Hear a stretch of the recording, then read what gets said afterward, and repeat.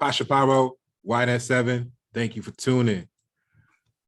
Got an amazing person tonight to discuss some amazing things.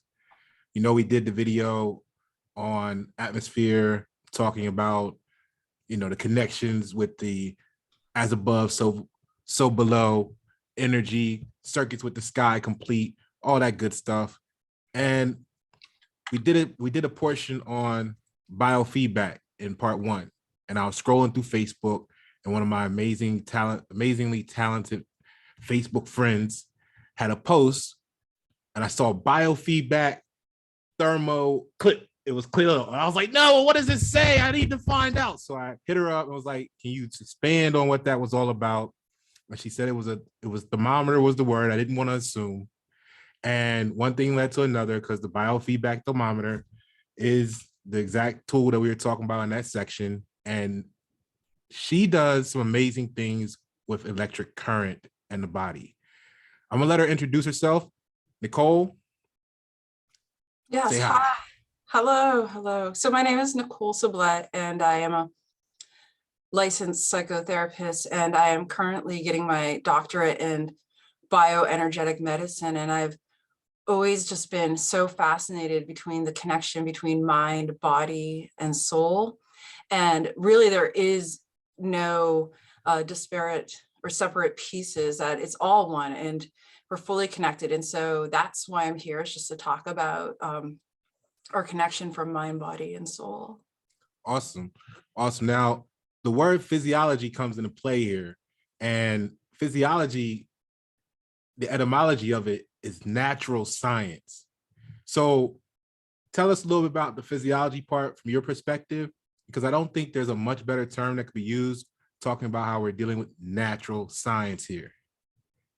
So as far as physiology goes, I mean, everything when we break it down is energy. And so we have energy and intelligence and frequency moving through our bodies all the way down to our cellular level. And even our cells have their own innate divine intelligence, and every part, every organ of our body is all innate intelligence and divine intelligence. And so when we talk about physiology, it's what makes us function. It's our body working together, and a healthy body is a body that's a homeostatic body, which means a body that's perfectly working. I really appreciate the coordination between how you say it's basically how the body runs and operates, because when we look at the word current, right, it is running, it is the flowing, and then the currency is a flow or course. So when I saw the etymology of the word current, I was like, wow, okay, that's what makes things operate, whether it's your toaster, your oven if you got an electrical oven, your car if you want to start the car, and why not your body if you look at it that way. So with that on the table, tell us let's start with how electric current is conducted through the body, via air, water, earth, and even man-made conductive materials. I mean, it's all the above. I mean, all the natural elements, move through our body, and if we talk about bringing it way back, they say that elementally and primally that we're made of stardust, and everything is, once again, energy, even on subatomic levels. And so, and we think about energy and we think about things as terms, as a frequency, right? And currency, and the movement and the governing of some of our automatic functionings in the body, and some of our conscious functioning in the body, which is all moved by energy and that current. Exactly. Because it was a part that I was doing some research on, and it talks about how our bodies use certain patterns of action potentials to initiate the correct movements, thoughts, and even behaviors. Facts? Yeah, definitely facts. Absolutely. Yes, indeed. So when we go back real quick to the etymology of physiology, I gave the natural science part, but there's a comma after that. And it was natural philosophy. And Mm. philosophy is knowledge, comma, body of knowledge. And I thought, how amazing is that? The knowledge of the body, as you said, how it runs, what actually conducts, how it actually operates, the true conducting source and the conductor mechanism, so to speak, and it being a body of knowledge, being connected to source, the absolute, as we discussed in the atmosphere series, which is you could think of it as the infinite body of knowledge, the download, the antennas, right? Yes. So electricity is everywhere, and it's required for the nervous system to send signals throughout the body and to the brain and make things possible to us to move, think, and feel, like we just kind of mentioned. Tell us how this special word comes into play. Auricular. Auricular medicine. So auricular medicine is just really neat. And in our ear holds all the organs of the body. And it's like our ear is like a map of the body. The term is somatopic. And so it's in every point in our ear, like we can find different points. We can find lung points, heart points, spleen points, just like, yes, exactly as it shows up there, feet and toes. And so auricular medicine is really amazing because we can actually treat different systems of our body by stimulating the different points in the ear. And how it works is that all disease is based on a process of oxidation. And so sometimes we can be losing electrons, which can also create disease. And so auricular therapy can add electrons to an organ that's not functioning well, or if an organ is over functioning, we have the hyper and the hypo states, or if something's over functioning, we can remove electrons from the air. And I've seen just amazing things with auricular therapy.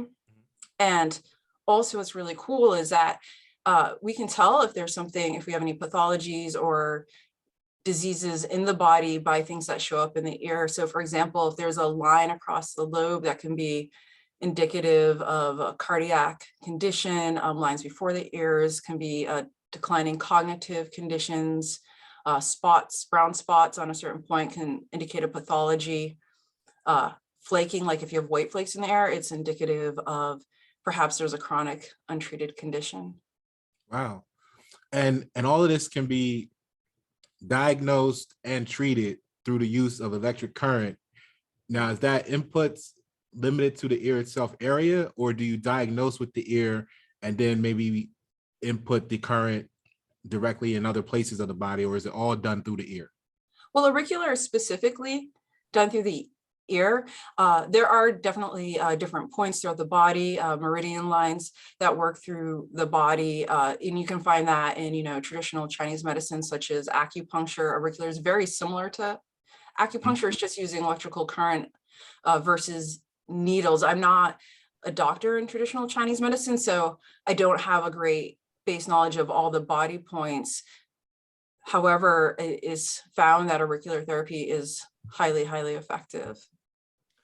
I see a translation with that, because if you think about, I'm not well versed in acupuncture, but I always see them as being like needles. I would take that as being metallic, right? So if you're thinking about there's some sort of current always buzzing around in the atmosphere around us, it's kind of like showcasing the potential that maybe the acupuncture itself is a low conductive form of auricular medicine, like you're speaking about there, directly to certain nodal points in the body in the circuit. Now, so how do the cells, right? Because I got a question, but I want to add another question first to build up to it. How do the cells of the body actually control the electrical currents moving throughout? Well, that's a really complex question. And I think, just for basic terms, the body in itself is its own innate functioning. And so the body and the cells of the body are consistently working to keep us alive. And, when we think of things like even our immune system, it's functioning to keep us healthy and functioning. So that is the purpose of the cell, is to help the body stay alive. And as I say, to reach homeostasis. And once again, homeostasis is that perfect functioning and balancing of the body. Okay, so I like the functioning and balancing. Kind of is a great segue right into what I'm going to ask, because the elements in our bodies like sodium, potassium, calcium, magnesium, they all have particular electrical charges. So almost all the cells, from the research I've been doing, can use these charges, and they're like to generate electricity, right? Like the ions.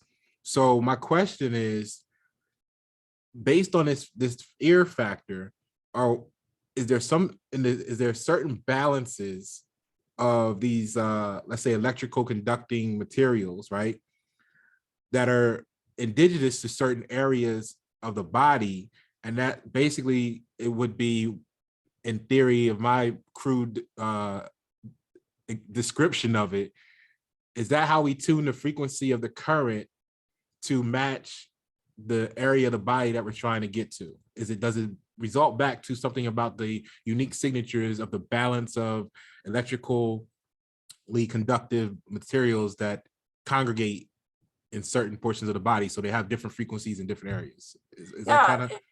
Yeah, it does. I mean, and everything has, different frequencies, and you're right, and it is about a congregation of different frequencies. And so when we have something that is out of balance or imbalanced, it's going to have a different frequency versus something that is balanced, depending on the functioning of the cells, and then on a more macro picture, the functioning of the organs that make up the cells. And it's all about balance. I get it. So now here I have the ear. Also, I pulled this picture from my actual personal holistic health book. We also have the hands in there. Are you able to do something similar with the hands with this, or is that a different type of procedure? It is. I'm not trained on the hands, not as of yet. I'm still, in my course study. Okay. And so, yes, you can definitely treat the hands, and, you can also treat the feet with therapies such as reflexology. You can treat the body in so many ways using various points of the body, whether it's hands or feet or ears. And there's just so many different holistic models that focus on, there's therapies to work on the spine, which can also help to create health and wellness in the body. There's just so much out there. Awesome. And then you can see some of the things in the eyes as well, I was saying on this chart. Yeah. Isn't it amazing? It's just, if you think about it, to me, I think of it like they say a theory is, where a holograph, right? A holographic image of the divine. And we can also see that, right? Almost that holographic imaging in different parts of our body, right? And that same intelligence in different parts of our body. And it's just so cool. I mean, if we look at it, patterns, it's just so connective, and it's really fascinating. Yeah, as above, so below. And Yes. the we're a fractal universe is how I like to, the quote I like to use. And the more we focus on any one point, the more it expands in time and space. So with all this electric current, right, a disruption in electrical currents can lead to illness. Yes. So talk about that for us. So there's so many ways that there can be disruptions in the electrical current. And I mean, we can start with environmental things such as environmental toxins, electromagnetic frequencies, microwaves, 5G, going back to environmental toxins, cleaners, just products that we tend to use, right down to our food. And we're studying this device. It's called the Medicine Way, and it measures the electromagnetic frequency of the various parts of the body. And we're working with one student, and it found out that she had a lot of toxins from pesticides, and where she was really showing up in the red is like really extreme, is that one of the toxins was a pesticide that Monsanto uses. Hmm. And that was actually impacting how she was functioning. And it's all intertwined. So not only how she was physically functioning, but also it intertwines with one, how one is mentally functioning or emotionally functioning, which is also my wheelhouse as a psychotherapist. I mean, I'm starting to learn about physiology. I'm not a doctor as of yet, but it's just really amazing to see this interplay between mind and emotion and its impact on the body. And it is theorized that disease actually starts first in the energetic field around our body, and also through the emotions that we experience. And if we have unhealed emotions, that can also correlate to a disease as well. Interesting, interesting. And when you said that, right, we're talking about the other elements of let's say those downloads reaching the right lobe of the brain, bypassing left lobe in some cases like hypnosis and stuff like that. So what I was really interested in addition to all of this, because when you said the electrical factor came into play, I was like, wow, these electrical signals, like you mentioned, 5G. We know magnetic fields create current, like the power. Most people think that electrical, like when you turn on your light in your home, that the electricity or the power that turns the light on is actually running through the wires, when it actually is not. It's running through the magnetic field created by the movement of the ions that's around the wires. So that had me thinking and wanting to ask you, you know, like when you go and grab your cell phone and put it close to your ear and all this stuff, are we in some way, shape, or form, is there a potential that those frequencies of those devices are coincidentally tuned to one of these electrical frequencies and maybe creating some interference that way through areas of our bodies?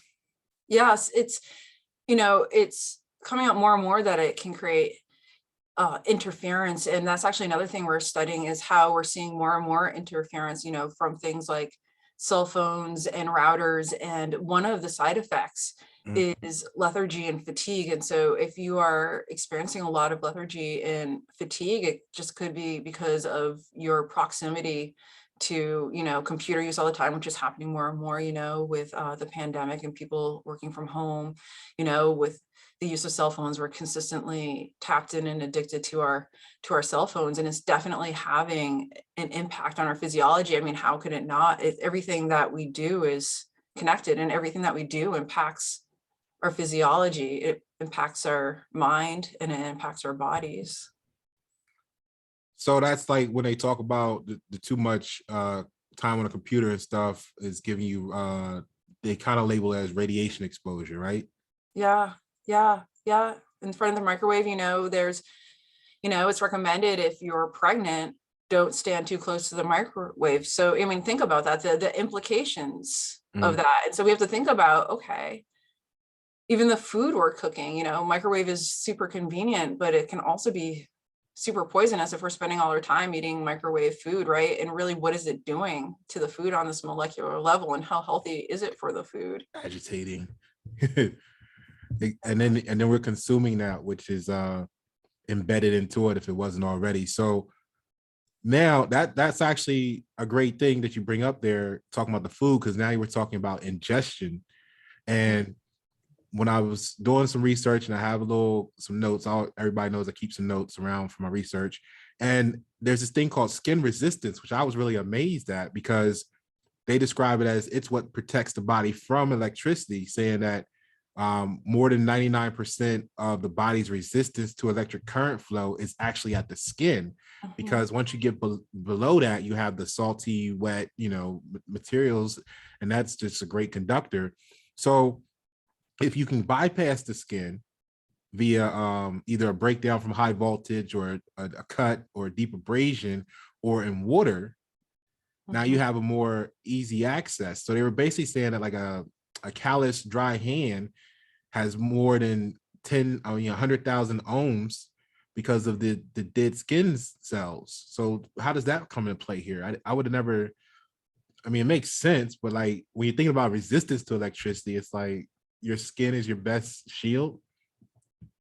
Yeah, your skin is an excellent shield. And I think, you know, on a physical level, and you bring up so many points, and I see my mind just moving in different ways, or what we're Take your talking time, about. cover it.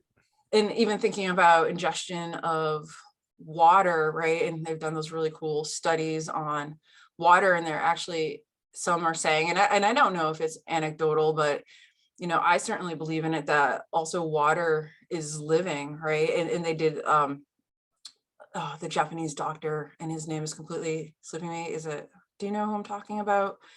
The one who did the experiments with water, and you know, played heavy metal.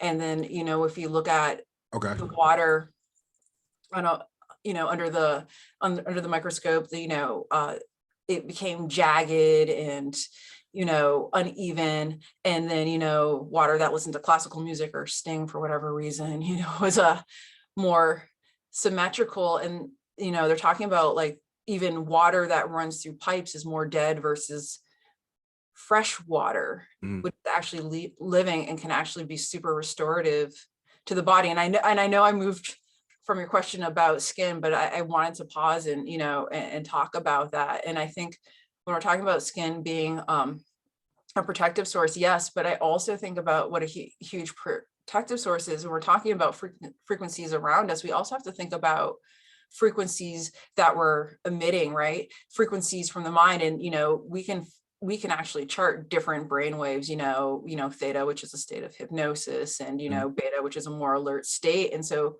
if we think about what we're drawing into us, like what we draw into us is also what we're putting out. And so sometimes what we're putting out is also our best protection as well, because like attracts like. Yes.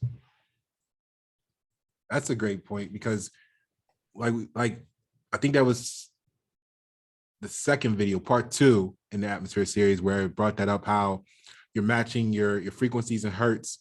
And I had this concept that I called it, prior to even coming across that CIA document, where I was like, when you come around certain people and you're vibrating on that higher frequency, it's not necessarily that they don't always, like, it's not always the case that they don't want to be compatible with you, but you're cooking them because you're vibrating on a higher frequency, and it's like throwing them in a microwave.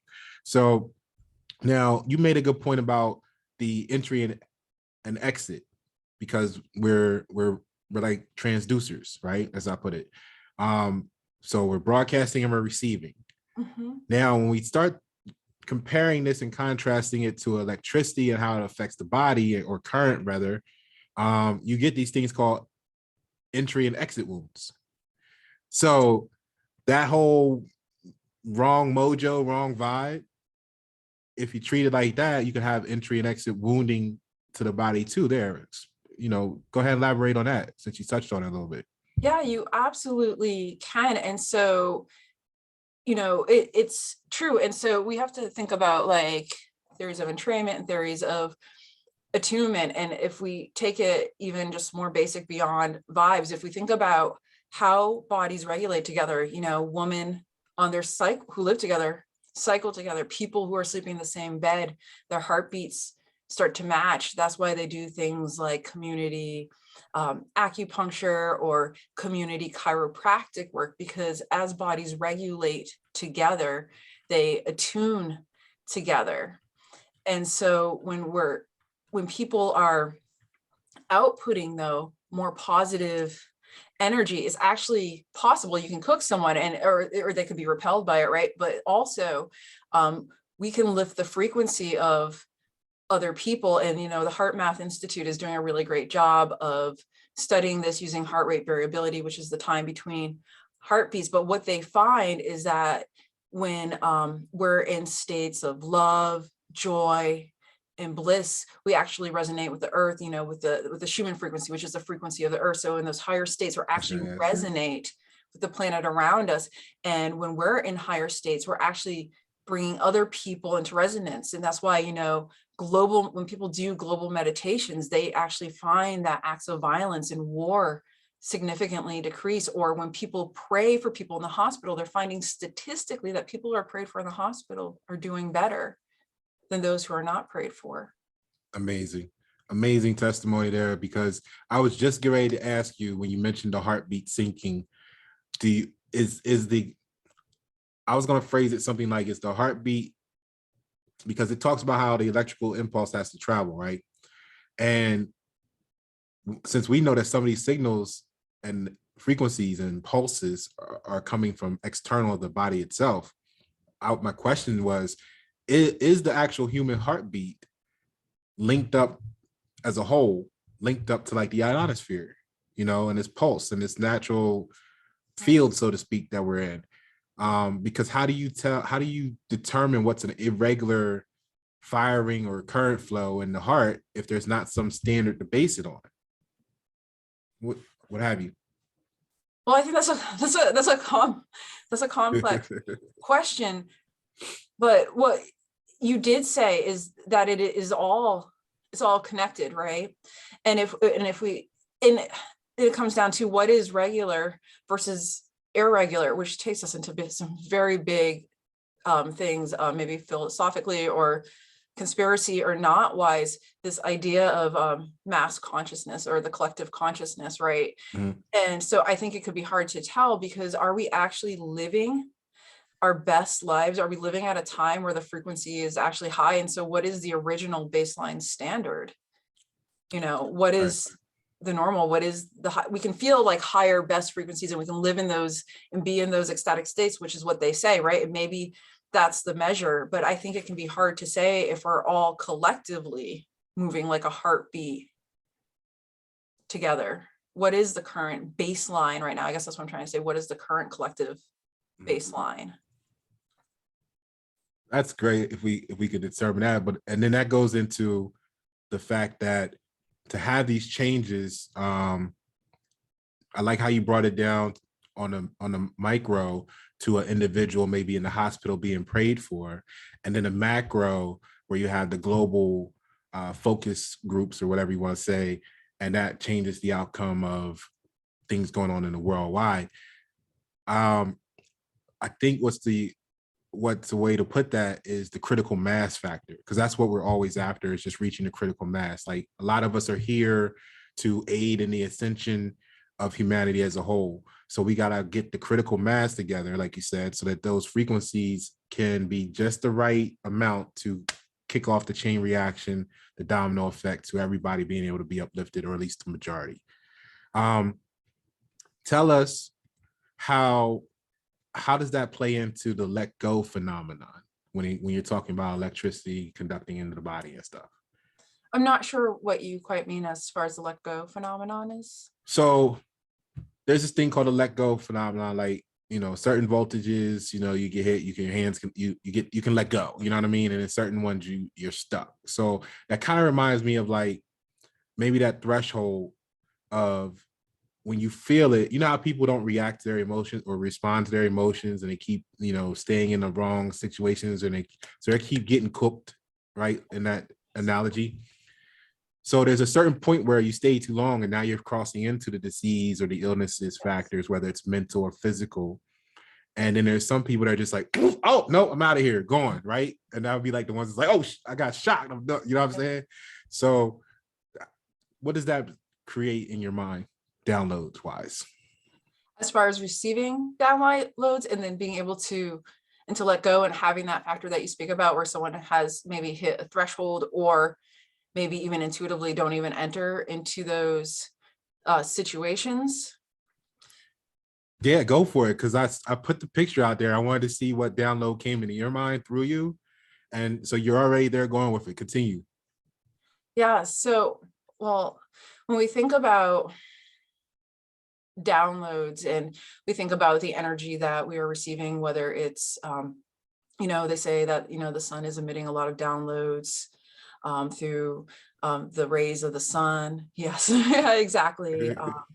Some say we're receiving downloads from higher selves. Some say we're receiving downloads from galactic, extraterrestrial energy, spirit guides. And so I think it can be numerous and various combinations, a combination of things or a multitude of things, right? Is it our innate wisdom? Mhm. Is that our bodily intelligence telling us to let go? Or is it a download outside of us? And so I think that there can be many things that go on, but when we're talking about ascension factors, people are slowly waking up, but I think that we've been really conditioned to not be into the let go situations because we're literally conditioned into a slavery society, right? And where we place our values is working on 9 to 5 or wealth or what car we drive or who we're hanging on, like who we're hanging out with, instead of the intrinsic values of, healing and community. We're, it's a dog eat dog world, and we've been moved from like even communal living. And so I think it's hard because I think we're conditionally it being tamped down even through our food, where we're not necessarily accessing our higher selves. They say that our pineal gland is calcified, right? How did that happen? And so I think it's where we are in our process of growth that will give us that let go factor. Returning back to the golden age. So so there's different levels to it, like many things. And we have a sensitivity factor that's involved with that, because some people are going to be more keen to pick up the signals and some will need practice, like we went over. Some will be more intuitive, naturally born with it. So what we know about magnetic fields and energy flow is it's just like with a compass. It points the needle. So now we're getting to the point of how this actually not only can be playing a part in how illnesses and all this stuff gets created, but also keeping you on your let's say life purpose path, so to speak. Yeah. When we think about, though, accessing our internal compass, or you said that some of us are born with it, my theory is that we're all born with it, and then it is conditioned out of us. We're all born here with a very specific purpose, a very specific signature, and a unique light. I see humanity, we're all this beautiful threads in a tapestry, and no one thread is more important than another, but we're taught to forget, who we are, what our purpose is and what our function is. And then we look at systems of trauma, multi-generational systems of trauma, trauma that goes through our epigenetics. So actually we can have trauma on a cellular level. And so part of it is learning how to come back to home. And part of that is learning to come back to home is also challenging the paradigms, is challenging the dogma. And in one way, you can really learn to challenge. If you're living life and you're not feeling great, it's a great place to start, because that's an indication that something is off. And that's an indication, whether it's your soul beckoning or your body beckoning, it's an indication that there needs to be a journey of self-examination in one's life. I like that because I know you're a fan of much of that area, how it's all connected, the psychological, the spiritual, and the emotional states. And I know we can't really talk about, per YouTube and all that stuff, how they get sometimes with the whole, the jab and the sources of that and the whole reason behind all that. But I know you mentioned a great point in our conversation in the green area, so to speak, about how people with post-traumatic stress disorder or identity-based traumas, Yes, like racism, sexism, etc., it makes them more susceptible to contracting diseases in general. yeah. As we know that the electrical disruption leads to that. So connect the dots there for us. Yeah, absolutely. So trauma, when we face traumas or we experience the clinical term of post-traumatic stress disorder, or an identity disorder such as race-based traumatic stress, which is actually not a diagnosable disorder as of yet. I know people are advocating for that. So what happens is that when we're experiencing trauma or multiple traumas, our body's in a frequent state of stress, cortisol is dumping through our bodies. And what's happening is that we're operating in our amygdala. So our amygdala is what is called the reptilian brain, and it's our survival brain. And so we're consistently in a state of fight, flight, or freeze.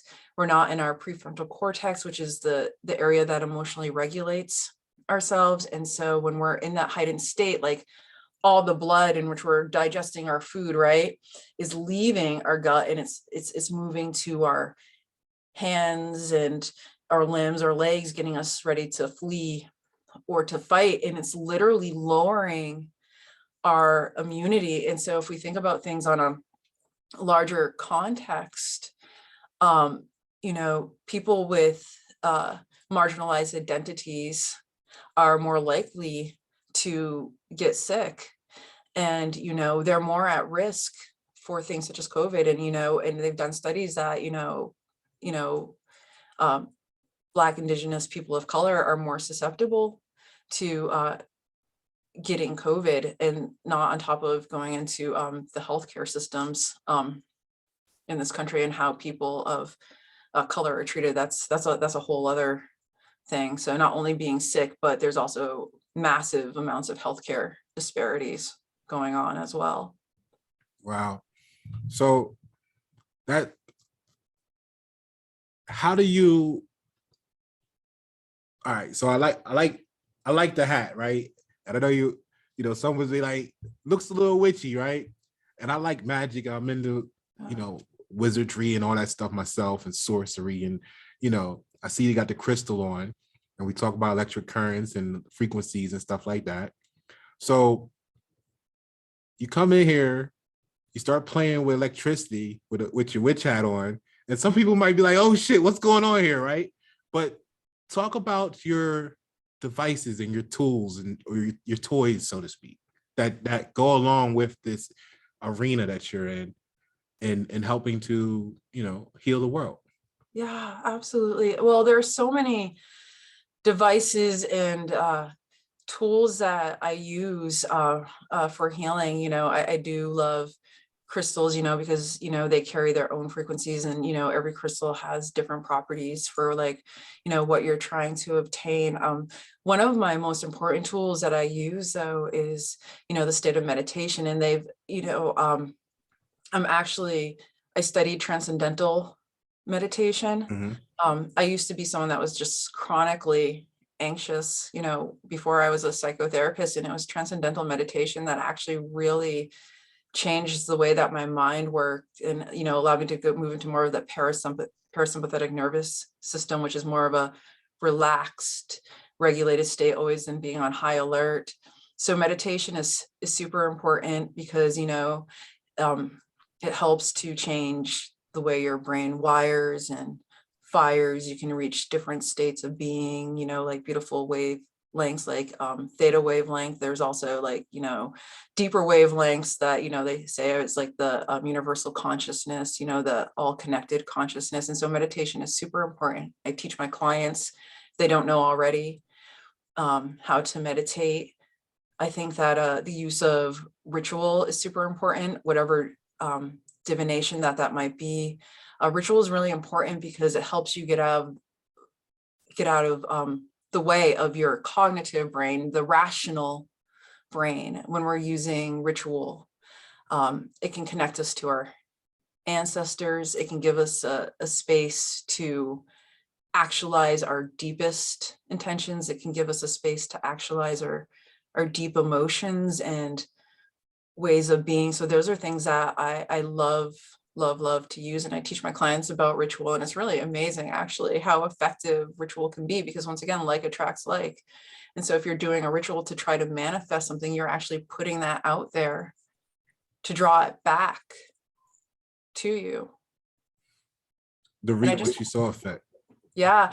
I just want to say this as a side note. I taught 3 of my clients recently in the past few months, rituals. They were just feeling, stuck and struggling at their jobs, just some simple manifestation prosperity rituals. One left their job and got an amazing job, and two got humongous raises. And it's really cool to see that in action and to be able to teach that to people as well. So you can change the body. You can change the course the body's on in their life path. You can change the world through group focus, all based around the same principles that we've been expanding on here at YNet 7 with this connection to, let's say, the atmosphere. Now, let's go back. We know time is an emotion. Let's go back. What got you started down this path? What triggered you to say, the first domino's falling, and now you're saying, you know, you're in this mastery program? Yeah, I think, as in most things, our path, it starts in childhood, and our innate gifts are really seen in childhood. And so always as a child, I was just very intuitive. I was very good at reading people. And also, just experiencing my own traumatic events, through childhood, which made me have to trust my intuition and reading people. But I also knew that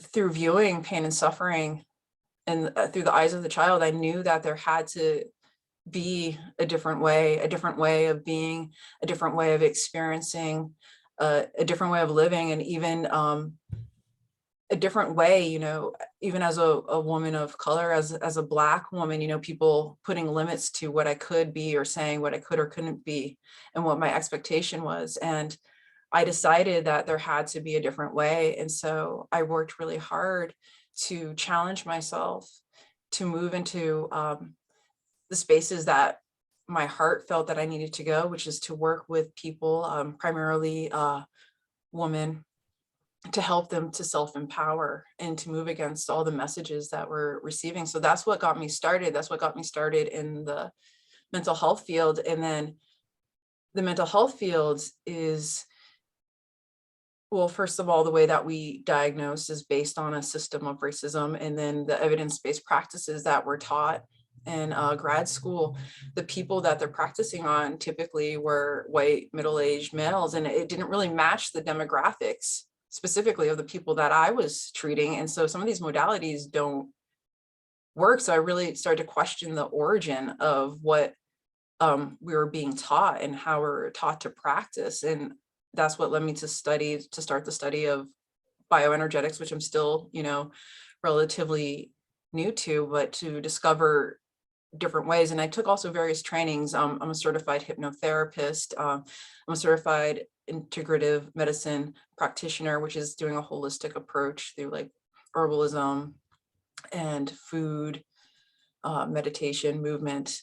And so moving through the connectivity of all our systems. And I'm finding that as I move and work with clients, it's just far more effective than what I was taught originally. Great. And that's powerful, because we deal with that a lot here. The difference between Eastern and Western medicine, and of course we know what the benefits are of Western medicine, cha-ching.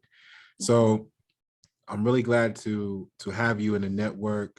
And I know I've steered a lot of this conversation. So let me give you the floor for a moment to maybe share the thoughts and stuff that you have that you want to make sure that we cover today while you have this time. Yeah, I think that, when we talk about medicine, and when we're talking about care, one, we have to think about, right, as you said, cha-ching, cha-ching, and the messaging that we receive. I mean, it's not a coincidence in this country that every other commercial is a pharmaceutical commercial. And they have found that it's actually one of the top leading causes of death is due to side effects due to pharmaceuticals. And most Americans are on at least one or more pharmaceuticals, and then they're on, medication to treat the side effects of the pharmaceuticals. And so we really have to start questioning our level of care. And I'm not against, Western medicine. And I think there's been a lot of beautiful invention and it saves a lot of lives. But also we have to look at the other end, that care hasn't always been equal, and that there are other ways of caring for and treating our body that can be as effective. And one way to actually find out what works for us is to use our intuition. If we're going one way and we're finding that we're not getting a lot of results, then, you know, maybe it's time to broaden one's horizons and to explore what else is out there. And there have been some profound results using alternative ways of healing. So today we label them, or society labels them, as alternative. If we were to go back in time, the alternative maybe would have been the standard or the norm, right? Yeah. And I am so glad that you highlighted that, because isn't that interesting, right? In some of the medicine, you know, it's indigenous to region and indigenous to culture. And actually our physiology can really respond to indigenous medicine based on our region, right? Because our ancestors survived thousands of years upon certain types of medicine. And right. And I think it goes back to money. It's being labeled as alternative, it's being labeled as woo, and it does come down to a factor, a money factor. And there have been these amazing studies on vitamin C. And, you know, there's Dr. Thomas Levy, who was a cardiologist, and, you know, some people don't like him, but what he has found through his research, looking at other physicians' research, is that it has been known to cure polio, not treat, but cure, and cure hepatitis. So high doses of vitamin C, because of the molecular structure of vitamin C, that is able to donate electrons. And so things like that, but that's not going to be wide knowledge, you know. And so we think about, you know, taking high doses of vitamin C during the time of COVID, you know, there might be faster and more efficacious healing rates if we're taking vitamins. Yeah, I can dig it, because that's the first thing I went and did. I looked up stuff for the immune, went to Vitamin Shop, loaded up, and was like, I'm good. That's how I'm gonna do it. So let me ask you a question. Are you familiar with the fact, or for those that are going to be in disbelief initially, the pyramids were basically power plants, wireless electricity was available. It was a thing, you know, eons ago. Are you in that side? Are you on that side of the fence with me? I am absolutely on the side of the fence with you. And also that the actual age of the pyramids, right, what they say that they were, what they represent, and actually how old they are, right, has been misrepresented to us through historical contexts and books. Yes. Yes. So my question now is, with that being on the table, that they were basically able to transmit electricity wirelessly, how do you think that played on the average human health in the vicinity or within the scope or range of that transmission? Well, you know, I can only theorize, you know. Yeah. You know, I think that there is a lot of technology in, you know, in the pyramids that could actually restore the body back to balance, into homeostasis. And also, if we, in a parallel vein, science is actually starting to look at light technologies. Said that there's already light beds that people can lay on to actually have pure health and healing. Right now we have accessible to us things such as photobiomodulation, which helps to increase the ADP in the cells, which help to create health and healing in the cells, where we're laying in a bed of light. This is amazing. We're being healed by light, which is, of course, we're being healed by light because we are Light body. Light. Yeah. Yeah. And so it's really amazing. I'm really fascinated by various technologies, pyramids, light therapy, sound therapy. Good. I should have someone I can connect with you on the sound therapy. You guys will probably have a great conversation. So with the light body and everything, okay. So here's the thing. As far as, like, I remember having this conversation in this group, and we were talking about aging. And, they were like, oh, people can't live to be 100+ years old and stuff. And I was like, well, if you go back in time, it was some reference to a biblical thing. And we know in the biblical text, there were people living to be 900+ years old, and they were talking about how impossible that would be. And what I was trying to get them to go and research for themselves is, in my crude description of it, when the cells duplicate, the little fringes of like the R, is it either the mRNA or the RNA or one of them things? They got little fringes, and every time it duplicate, like they become less, and they become shorter and shorter and shorter. And if you kind of think of like a fuse or something, some fuses, they're just put just close enough for the proper amount of current to be able to jump it. And then if it gets too hot and they break, like it'll break the circuit, right? So, and that, as those erode, how does electricity play a part into maybe making them last longer, and then or connecting to a longer, let's say, shelf life of the average body on this dimension? Yeah. So, it is said, some people are saying that even people alive today, in some Asian countries, are actually hundreds upon hundreds of years old, now and alive today, and that there are record pictures from hundreds of years old of these people who are still alive. And it is posited that if the body is in perfect health and homeostasis, that we can actually never die, and that death is actually um, illusory. And going back, and what, depending on what you believe about ascension, right? Mhm. Becoming a crystalline body or moving into the light bodies, that it is possible that we could never die based on a state of ascension. But you're right, there's different aspects of the body, when things start to oxidize or break down, right, they're not going to be so conducive to Mhm. electrical current. I mean, if we think about oxidation, or if we think about like our car, right, just on basic levels, we're driving a car and we got a rust hole. There's literally a chunk of our car missing. And so it's hard for us, if we're having systems break down, it's hard for electricity to conduct and move through our body. If we can have blocks, if we're talking about Chinese medicine or auricular therapy, energy can stagnate or get stuck, so it's not flowing through the entire system. So things like acupuncture are great because it helps to release the chi, the prana, the life force of the body to get us to regulate. So you mentioned the iron things, right? And the well, I said iron, but you mentioned it as oxidizing, which is rust, right? Mhm. Like you said in the car. So the body is rusting. And Yeah. then when we do some research, we find that there was a shift in the composition and of life, like human life potentially, or let's say animals.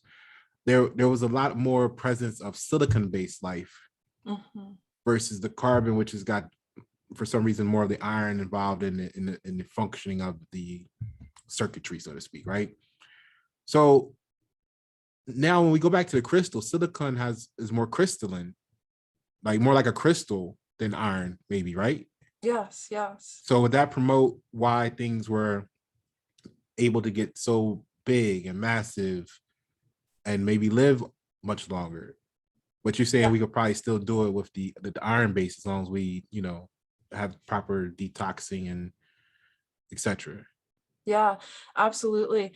And I think, there's a lot of potential for long life and longevity, but we also have to think about what's really, really important in this factor is what you actually believe about life, and what you actually believe about death, and what you actually believe about what is possible.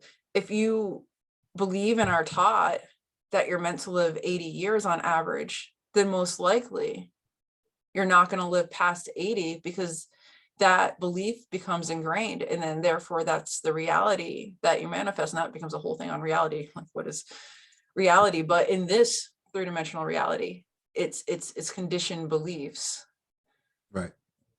And that's where the programming factor comes into play. and the mental health and the projection and the gaslighting and all this stuff kind of meets at one intersection. Because if you're not aware of self, then someone's going to come in and program you one way or the other. They're going to bypass that left brain screen system. So speaking of brain, and when we go into antiquity, they found whole little civilizations that would be out there staring at the sun, right?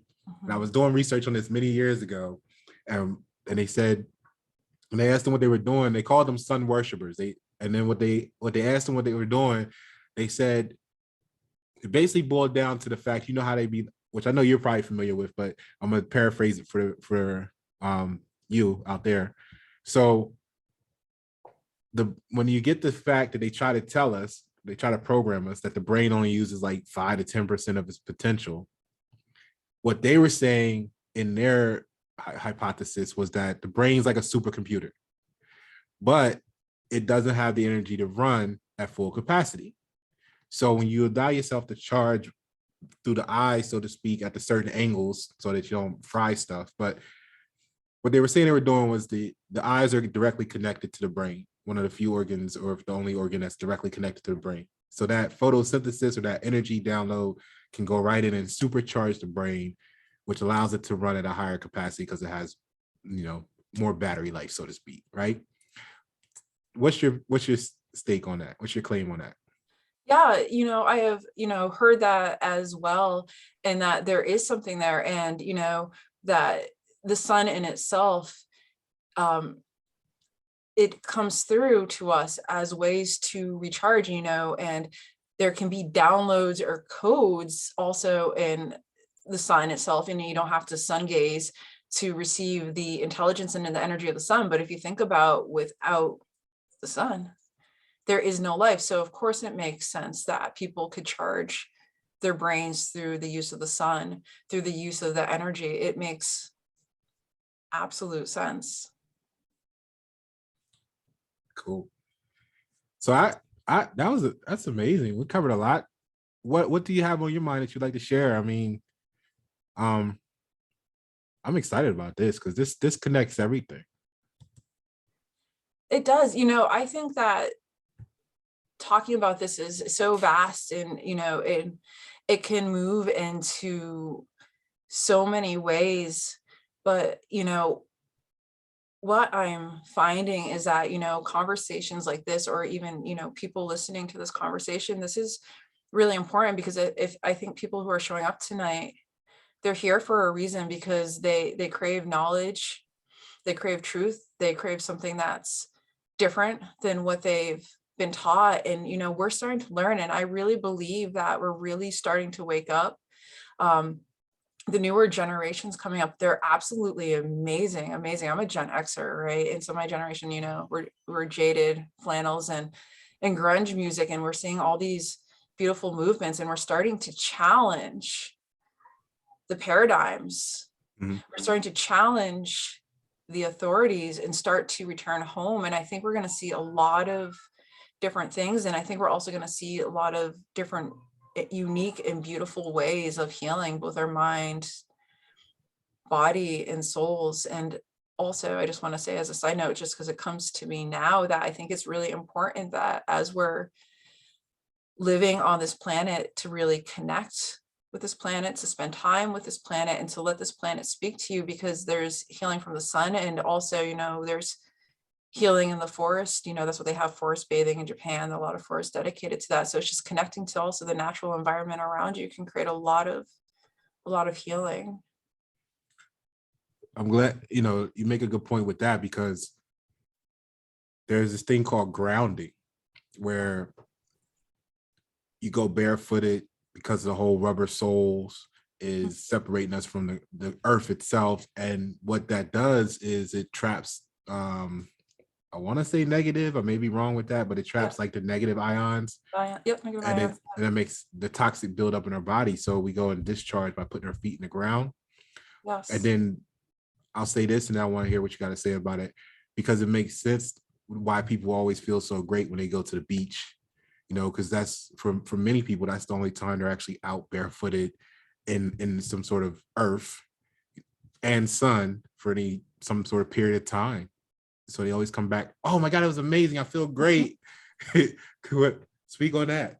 Yeah, it's the same, and they talk about the crashing of the waves, and it's also discharging energy, and it's very soothing to us. And so when we are in nature and within exactly the natural cycles, it can be very healing. Right now, we are taught to work, these 8-hour shifts or longer, and we're actually not in flow with our natural circadian rhythms. The brain switches hemispheres every hour to 90 minutes.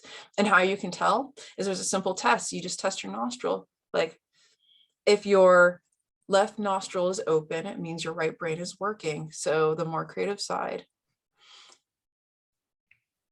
And so, and then like vice versa, if your right nostril is open, that means your left brain is working, the more logical side. And so what's happened is we have these children in school and they're daydreaming and they're chastised. Don't daydream, don't look out the window. But what teachers have failed to recognize that it's not because the child is being disobedient, it's because the child's hemispheres have actually switched to being in that dreamy, more creative, relaxed side. And so we're being taught as children to be out of rhythm with nature in itself. And then we have lighting, which teaches us how to be out of rhythm, lighting of our phones, watching TV late at night. So we become so out of touch with how we're actually supposed to be.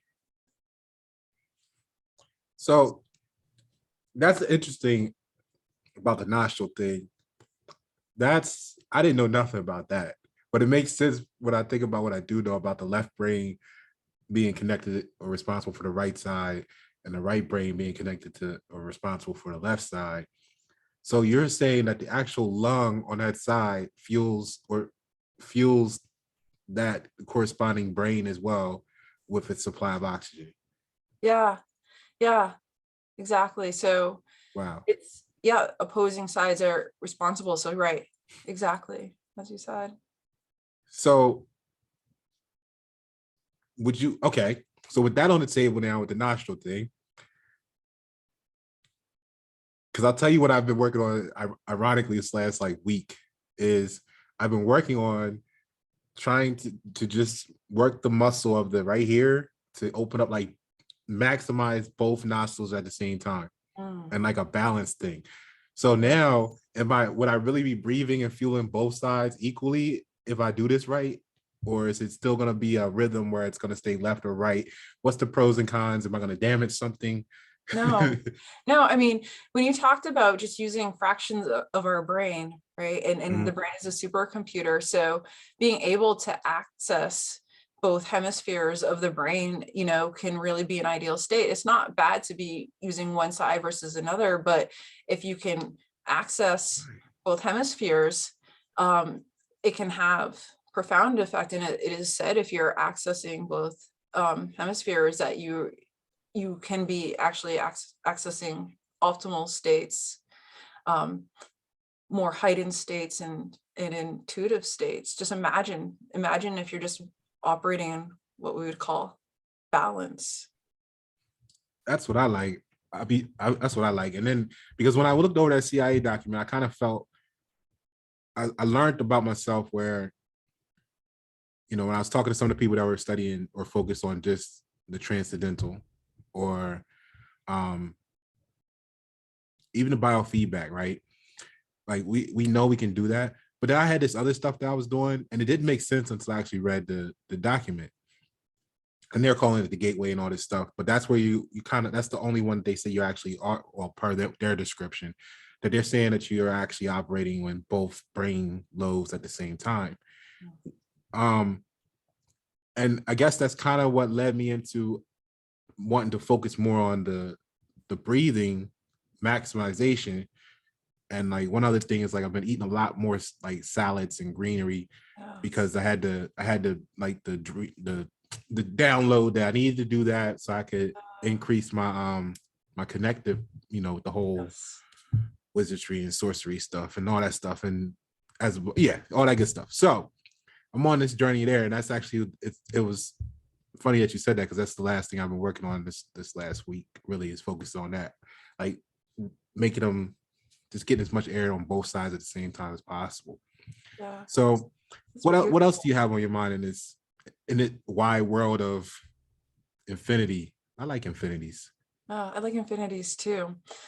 I love that you just touched upon, eating like, well, one thing is they say, as the body is ascending, it's going to actually reject, more dense food, which could be like processed food, foods full of pesticides, for some people, meats, and, just depending, um, some people work really well with meat, others don't, but having foods that have been living, like nuts and seeds and fresh produce is super important for the body, because it's called live food, and we even think about that, like even down to, I'm just going to hop into like things like essential oils, right? Why are they called essential oils? Because it's the essential part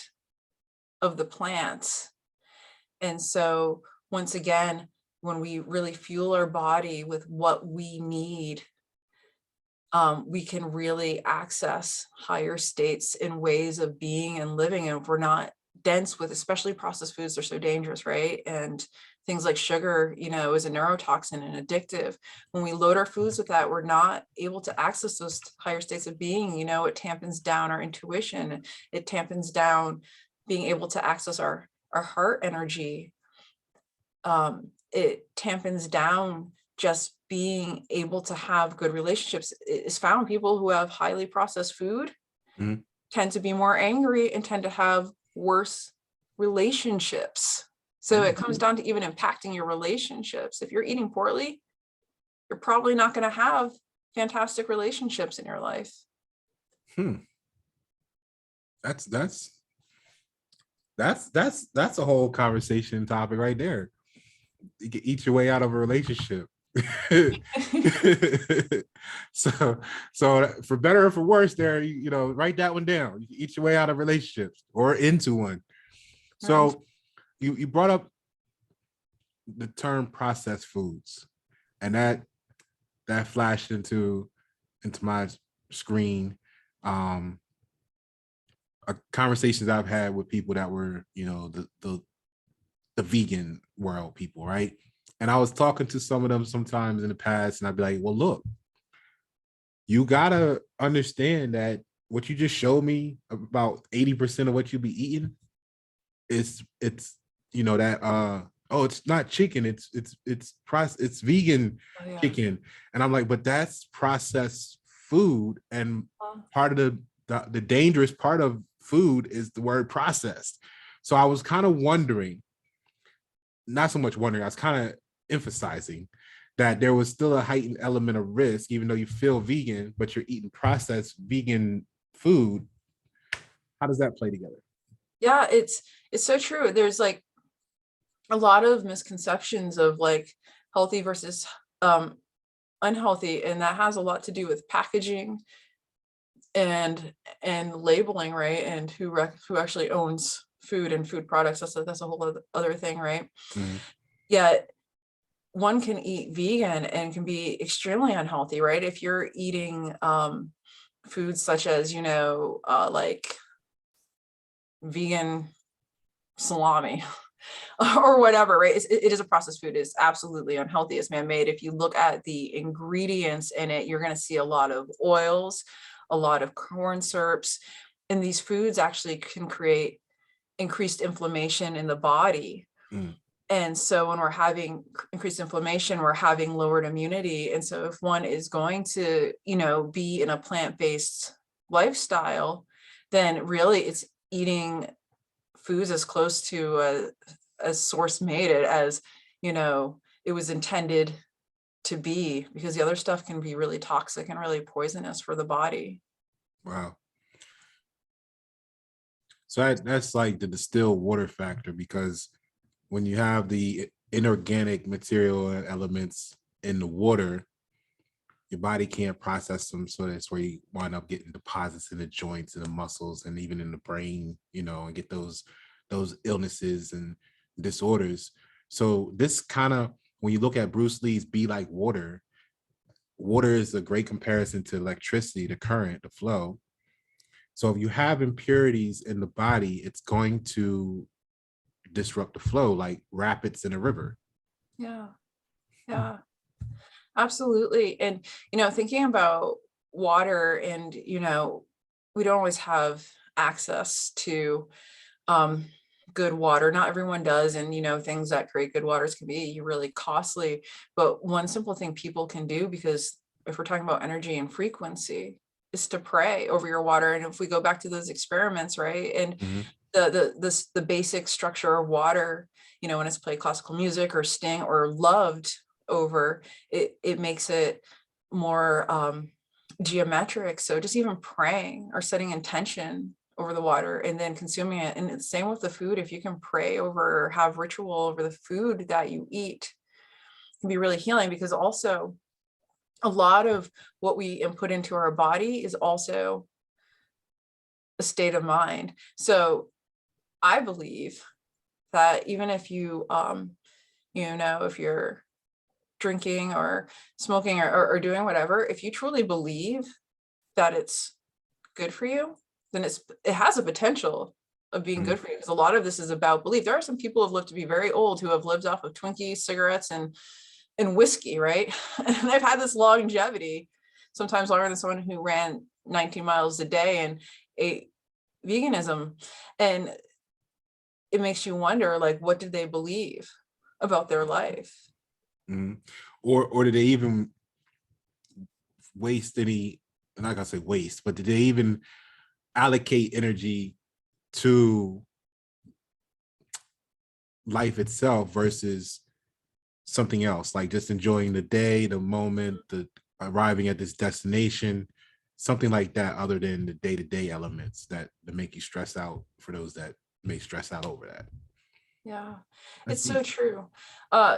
There's this guy who is, really apparently one of the most healthy guys in the world. And he had said if, he was in a group that just only drank water versus a group that drank wine, he would be in the group that drank wine because of the level of camaraderie around it. And so health can be really tied to your state of happiness, which can be about community if you're one who thrives off of community. So a lot of health in life is actually really about attitude and what we believe. So if we have this emphasis on, being super healthy, living super healthy lifestyles, but what's the undercurrent of the healthy lifestyle is fear of mortality. And it's actually a fear program driving the health, then that is possible to end up sick, because you're actually running a fear program and not a program of health. So when you add that, we hear the keystrokes, because this is our first time conversating on Why That 7 together. I'm taking notes while you're talking of what I want to add to the conversation. So that made me think about, one, the wine factor, right, versus water. Now that we're looking at this from an electrical standpoint, that may be why, you got these releases that, a glass of red wine a day is good for the health, because technically that would be the organic mineral content that would have the right effects of electricity, being injected to the body with the right amount of water possibly. So now you're getting like a natural electrolyte. Is that what we're looking at there? Yeah, and wine is add really your belief to it, right? Yeah, and you add your belief to it. Yes. So resveratrol, found in grape and wine grapes, and wine is said to be high in antioxidants, and we talk about the body oxidizing. So that can be really beneficial. And there's probably a reason why Jesus turned water into wine. Right. And then you have to add in the fact of everything is in moderation, right? So, or at least that little quote. And I think that opens up the door now to when you're talking about put your belief on it, so slash intent, right? Now you're getting back into the alchemists and the witches and wizardry factors, you know. So I really enjoy showcasing how what people were taught to fear, they were taught to fear so they could become less powerful. Yes. Right. Yes.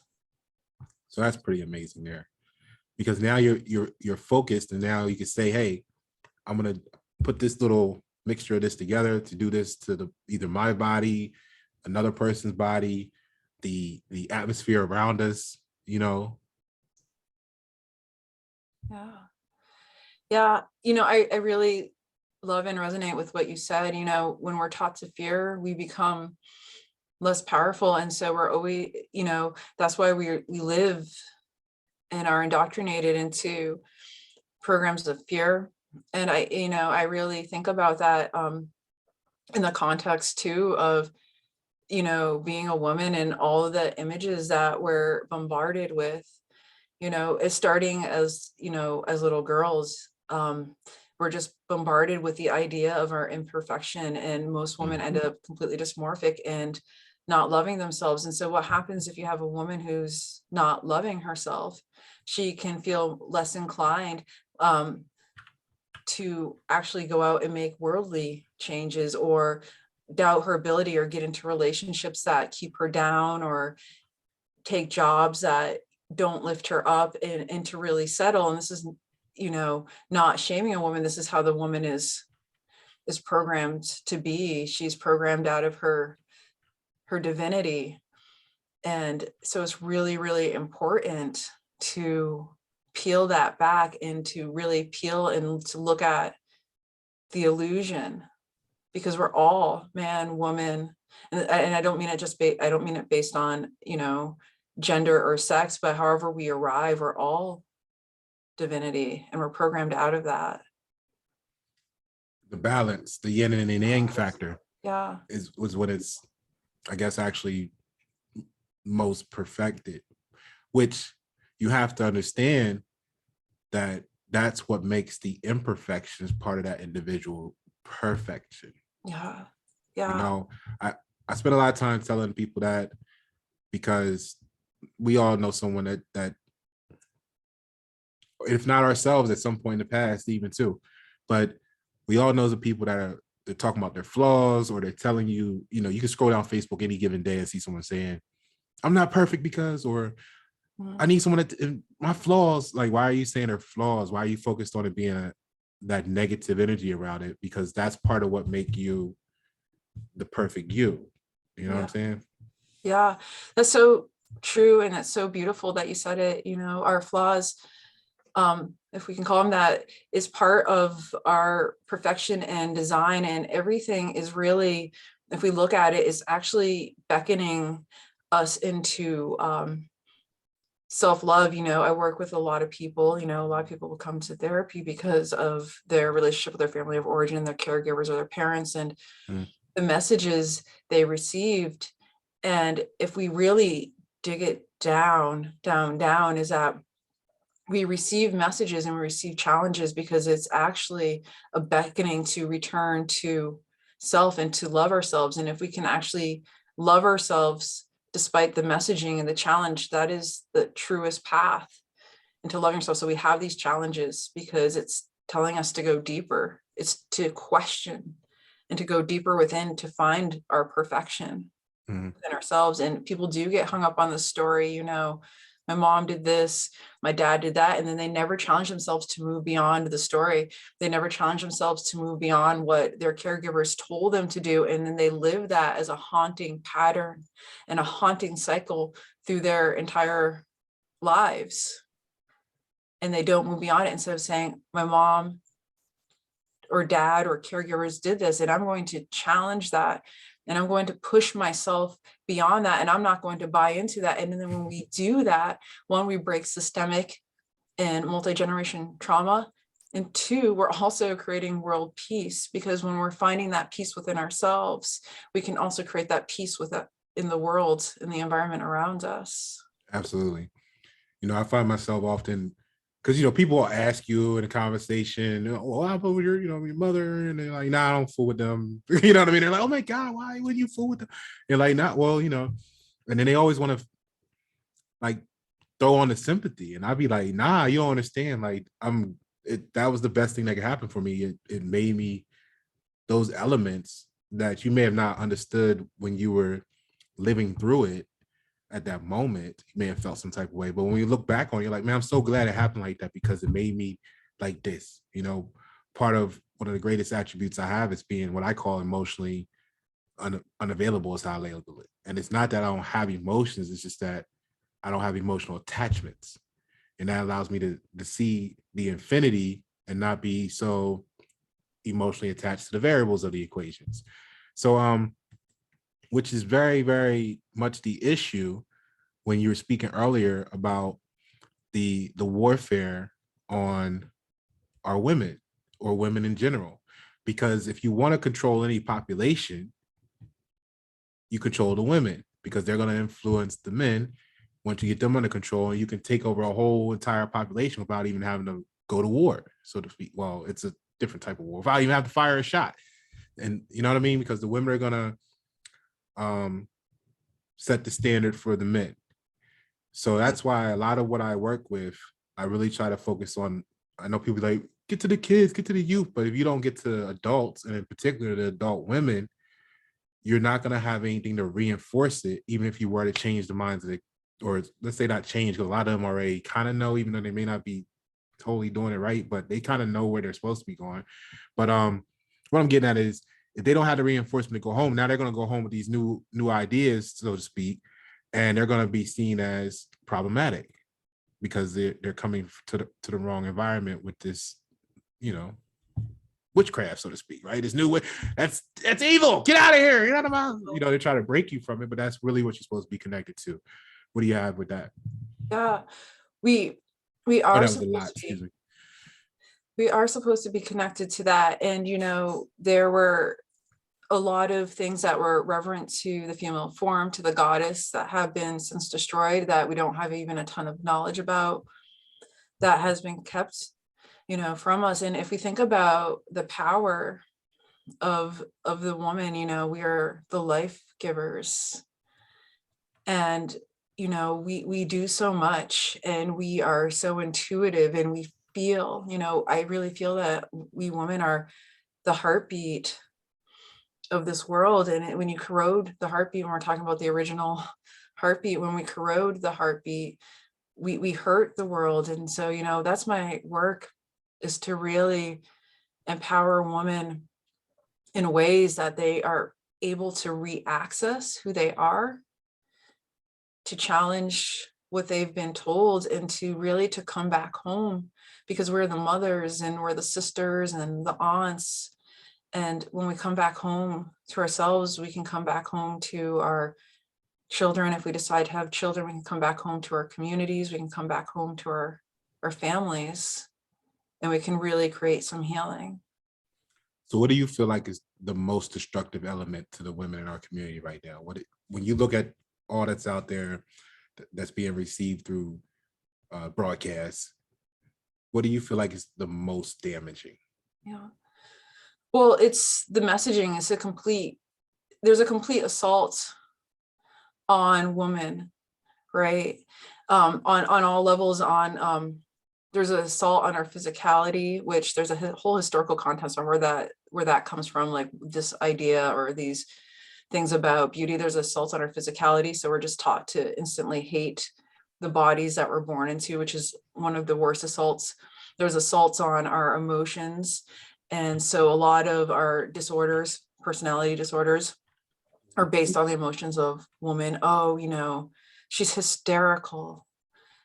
She's a bitch. She's crazy, for just processing her emotions. There are assaults to our minds, telling us that we're less than, there's a reason that we only make 2/3 as much as men. There's a reason that we've never seen a woman president in this country, because we're taught to doubt our intellectual capacity. So we're assaulted all the time on all levels, and assaulted on, for those of us who choose to be parents, we're assaulted on our motherhood, given these impossible standards to keep.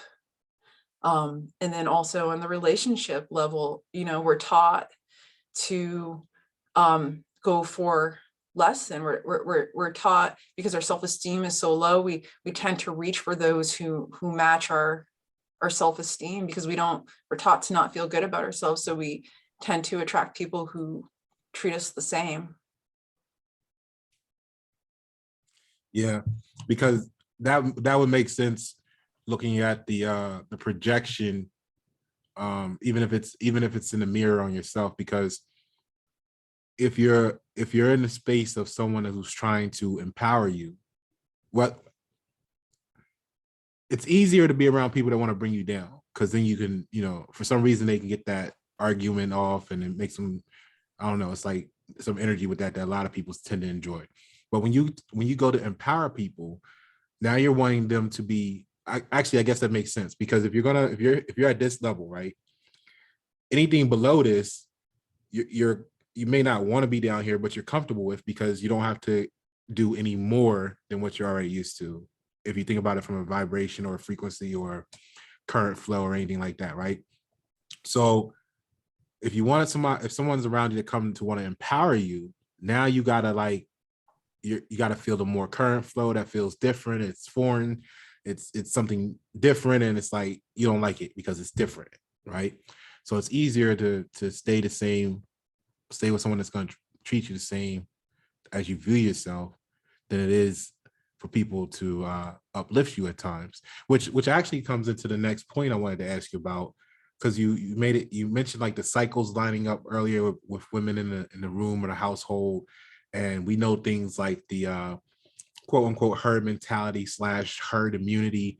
And since we were speaking about the women being the saviors of populace, then on the other end of that infinity or duality is also them being the downfall, right?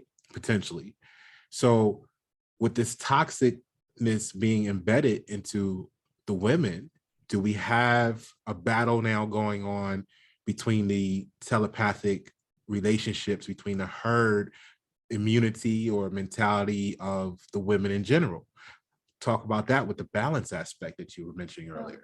Well, it's definitely happening. And if we talk about, herd or collective mentality, we as women were actually taught to compare and to compete instead of being in a community. Gotcha. And we're taught to compare ourselves to others. And, there's really, in a sense, there's really no such thing as beauty or one being more beautiful than another. I mean, we're all beautiful gardens. We're all beautiful flowers in a garden, each so unique, but that's what we're taught. We're taught to actually keep each other down. And then, also balancing too, we're here to help uplift. And so we have to challenge that within ourselves. And then also it's how we're also raising our sons, and we have to think about and give place for the men as well. And, what they're brought into, which is this ideas of toxic masculinity.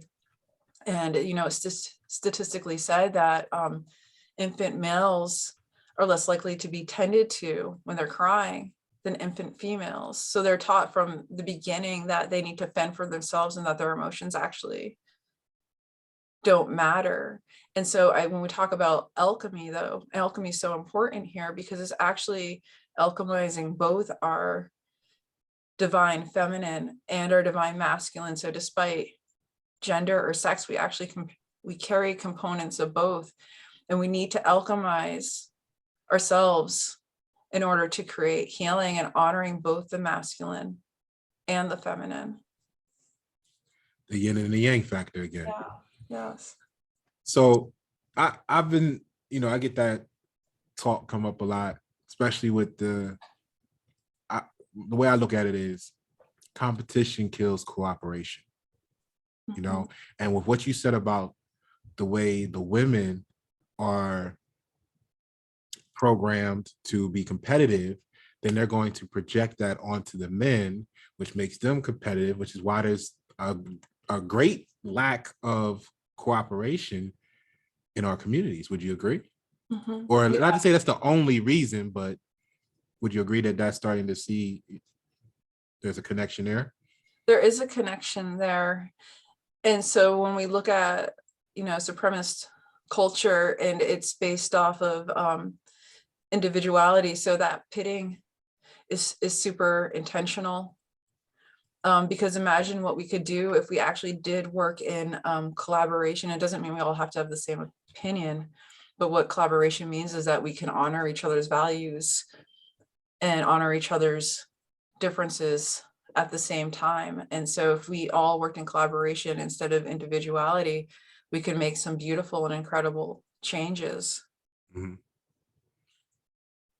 You brought up, or one of the elements you poured on was racism, as far as its relation to trauma, and then how that affects the electrical system, both connection above and within ourselves.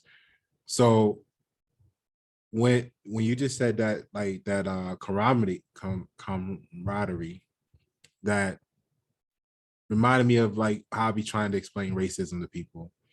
Not the extremist factors. We know that there's extremists on both sides, like the NOI and the KKK actually want the same thing for their people. They just have, the only thing that separates them is the thought process, right? Which is what separates everybody.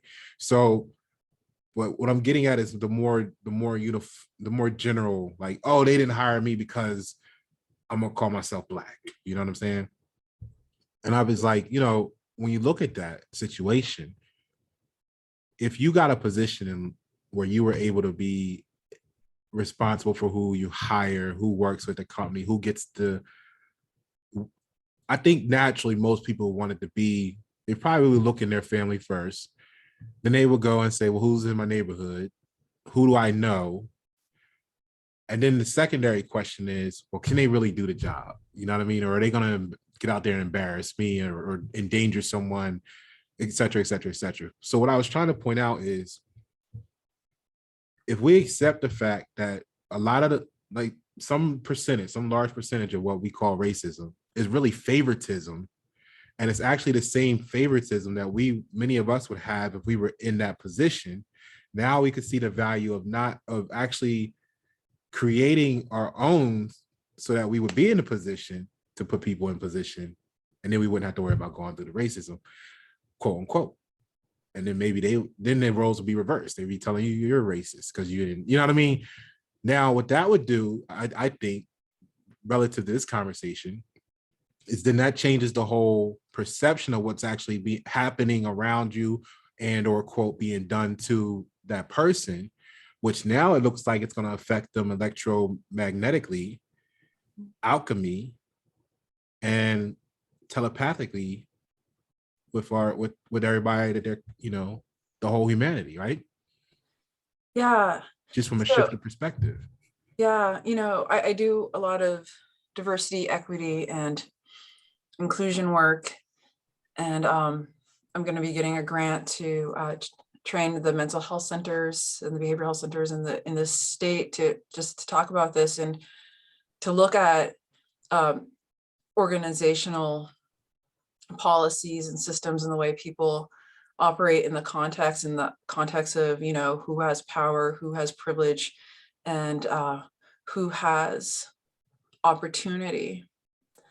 And when we go to things like racism and sexism, there's a thing called microaggressions. And I don't really like that term because it makes it seem micro, but it has what is called a weathering effect. It's just that there's constant nicks at your construct, right? And they say that experiencing a microaggression can be worse than 1,000 deaths because it's every day. With a big trauma, we can do trauma work, we can heal from trauma, right? And it can become something in the past. But if it's something we're experiencing, a weathering system happens, and an erosion system happens. And so in my work with people and empowering people, it's actually is how do we come home and to elevate our baseline? Because when we can elevate our baseline and we can actually go into more ascended states, we can actually transverse through any environment despite what is going on around us. And we can actually access those states. And when we have those lifted frequencies, we can lift the frequencies of those around us. And actually that is the most important thing, is to actually to be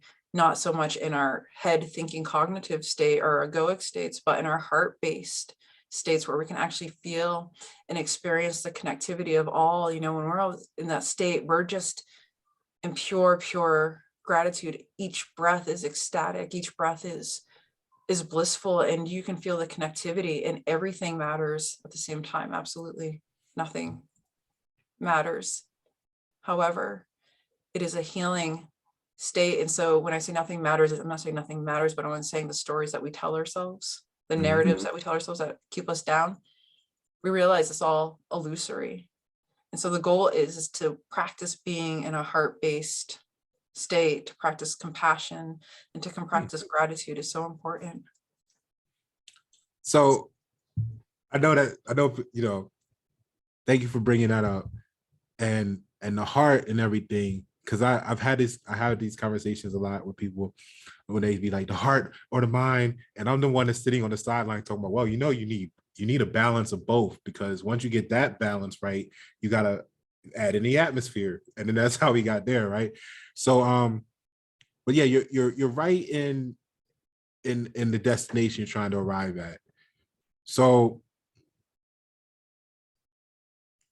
how do you think, all right, so with the 5G and stuff, right, of course we know the potential for it to be weaponized. You spoke about the radiation from electronics devices and stuff, and they have that crystal combination. What is it? Organ? Organite. Okay, organite. What do you recommend maybe for people such as that, or other things that could help them, battle some of this negative bombardment of electricity impulses, frequencies? Yeah, I mean, I think crystals, I'm not a super crystal expert. I think it's organite. I have actually one on the back of my cell phone, like a generator that's supposed to protect from frequency. But there's, different crystals such as tourmaline and selenite, different things for different purposes as to what you're trying to achieve. And I think that crystals can certainly help to amplify protection around your fields. And also what I like to do with crystals is not so much based on properties, but based on if a crystal speaks to me. Like when I hold a crystal, I can feel the intensity. Yeah.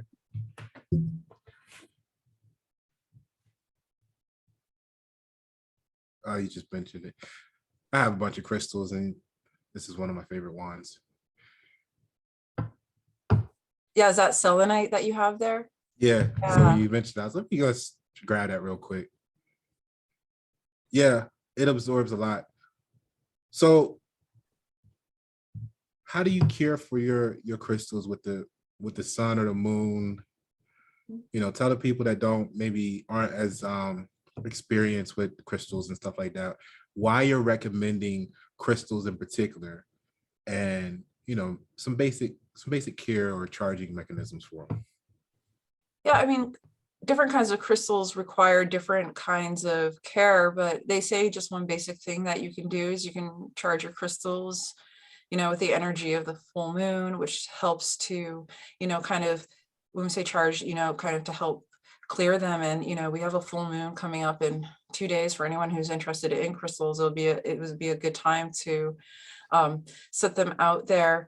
Like I said, I'm not like a super crystal expert. I love crystals as a personal hobby, and and I believe in their efficacy. But then once again, chicken or egg thing, right? Is it based on my belief, or is it so?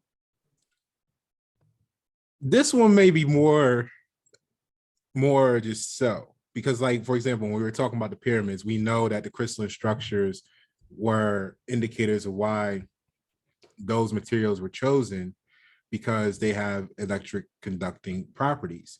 So when you put crystalline structures in your magnetic field, there you have, you know what I mean? You have that wireless connection and that vibration tuning fork, so to speak, just like colors, you know, you use Yeah. colors to tune frequencies.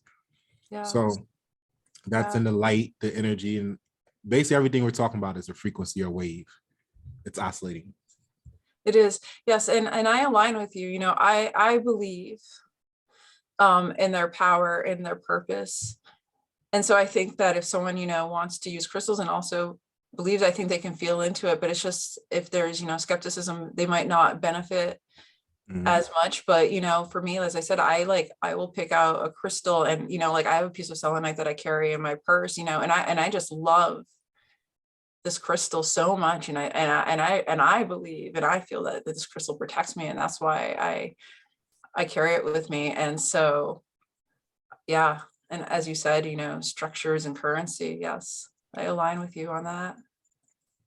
And then now, because of everybody's differences, like we talk about the supposed imperfections or what actually make them perfect for their role, what they're supposed to become, where they're at right now. Everything isn't for everybody, but that doesn't mean that they don't have something that's into, like when we played those role-playing games when we were younger, you know, and you would go through the, you know, get the amulet in the from the dwarf at the, you know, whatever, right? And that would have something they would do for you when you needed it, like we were talking about earlier. Just like, I'm gonna eat, you know, maybe you think you are a vegan, or maybe you go raw for like raw foods for 10 years. Well, during that period of time, even though you might start eating meat later on, for those that do or don't, it was something about that period of time where your alignment required you to go through that path. And if your compass was right, this is why you're just like, oh, this tastes amazing to me all of a sudden. All I want to do is eat kale. Yeah, yeah, yeah. So it could be a crystal, it could be a salad, Mm-hmm. and it could be something else 10 years from now. So Could be. Yeah. anything else you want to bring to the table? I think we've, you know, covered a lot tonight. And I think that you and I could probably go on go on forever. But I think that tonight, I think we've covered so much, and it's been like so much fun. And I just feel so amazingly blessed to, you know, be in presence and connection with you. Likewise, and thank you. Thank you for taking the time to help invest in the community. And what I recommend is that we sleep on this and see what other thoughts come to mind, and let's come back and do some more content, because this is what's at the source. It's all about this energy, this flow. Like this tattoo I have here of the, or it's on the back of the dollar, the all-seeing eye with that new coeptus. That's what kind of says it's all for me. The translations, the most popular ones are he approves of our undertaking, he favors our mission. And then the rarest one is a circuit with the sky is complete. So the spiraling of our hair, right? That's why I call these antennae. I don't call them dreads and all that stuff. I don't call them locks. They're antenna. Yes. So that connection, that energy, that download is more, you know, achievable, so to speak. Yeah, that's beautiful. Yes.